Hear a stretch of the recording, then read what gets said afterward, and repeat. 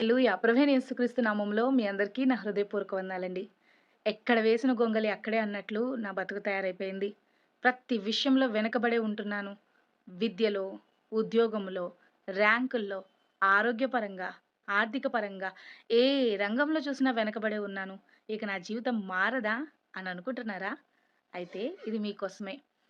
బైబిల్‌లో మనందరికీ ఎంతో సుపరిచితురాలైనటువంటి రూతు మీకు తెలుసు కదా! మోయాబు నుంచి బెత్లెహేమ్‌కొచ్చింది గదా!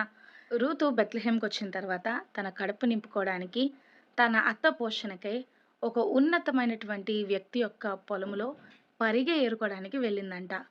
పరిగె ఏరుకోవడం అంటే వెనకాల మిగిలిపోయినవి, పడిపోయినవి, పాడైపోయినవి ఏరుకునేటువంటి పరిస్థితిలో రూతుంది. ఒకసారి మీరు ఇమాజిన్ చేయండి. ఎప్పుడైనా సరే యజమానుడు ముందుంటాడు. యజమానుడు వెనకాల కూలోళ్ళందరికీ మేస్త్రి అంటారు కదా! వాళ్ళుంటారు. వాళ్ళ వెనకాల కూలి వాళ్ళుంటారు. రూతు కూలి వాళ్ళతో పాటుందా? కాదు. కాదు. కూలి వాళ్ళతో ఉండడానికి కూడా సరిపోలే. వాళ్ళకంటే వెనకాల మిగిలిపోయిన, పడిపోయిన, పాడైపోయినటువంటి గింజలని ఏరుకుంటున్నటువంటి స్థితిలో ఉంది.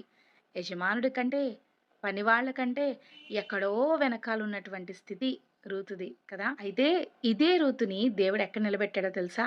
ఎక్కడో వెనకాలున్నటువంటి రూతుని అందరికంటే ముందు నిలబెట్టాడు. ఎలా అనుకుంటున్నారా?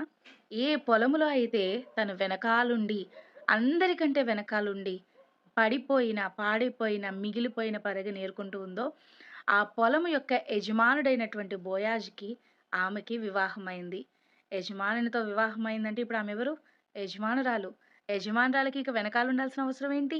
ముందుండి నడిపిస్తుంది. ఎక్కడో వెనకాలుండి మిగిలిపోయినవి ఏరుకునేటువంటి రూతు స్థితి, ఇప్పుడు ముందు యజమానురాలుగా నడిపించేటువంటి స్థితిగా మారిపోయింది. నమ్మండి. దేవుడు ఏదైనా చేయగలిగిన సమర్థుడు. ఈ వాక్యం మీకు గుర్తుందా? కడపటి వారు మొదటి వారగుదురు. ఈ వాగ్దానం దేవుడు మనందరి జీవితంలో నెరవేర్చును గాక. ఆమేన్.